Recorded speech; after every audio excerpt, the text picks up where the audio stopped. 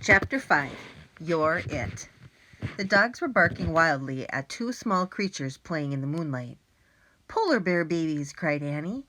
One roly-poly cub leaped onto the other. Then they both rolled through the snow. "Hi, little bears!" Annie called. The cubs jumped up and shook themselves like wet puppies. Then they scampered toward Annie, who rushed to greet them. "Hi, hi, hi!" she called. "Wait!" shouted Jack. "Where's their mother?"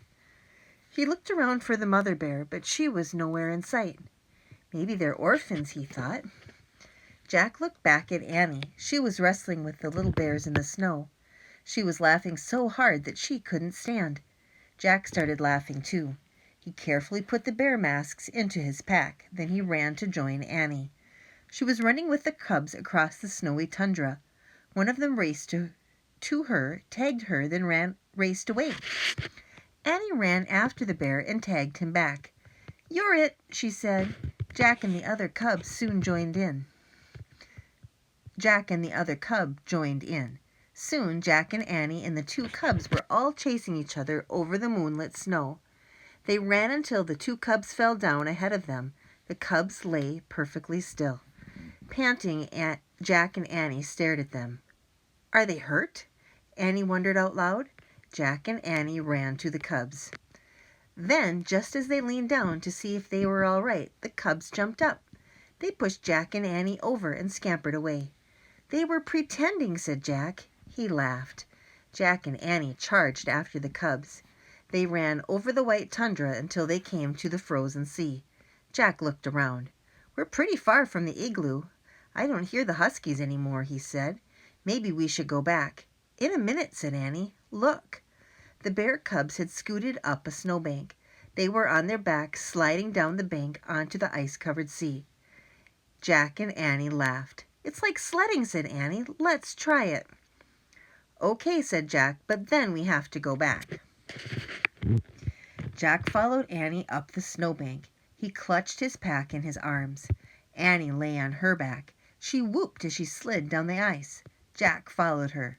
"Watch out below," he shouted. The little bears were sitting at the bottom of the snowbank. One gently whapped Jack in the face with her furry paw. Then she lay down. "I'm tired too," said Annie.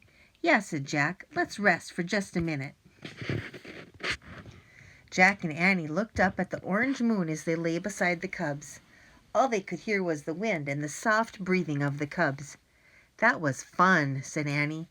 "It was," said Jack, "but we better head back to the igloo. The seal hunter's probably looking for us. Plus, we have to solve the riddle." Jack rolled onto his side and tried to stand. Crack! "Uh-oh," he said. He went back down onto his knees. "I think we're on thin ice." "What do you mean?" said Annie. She started to stand. Another crack rang out. "Uh-oh," she said. She carefully lay back down. The polar bears moved closer to Jack and Annie. They made little crying sounds.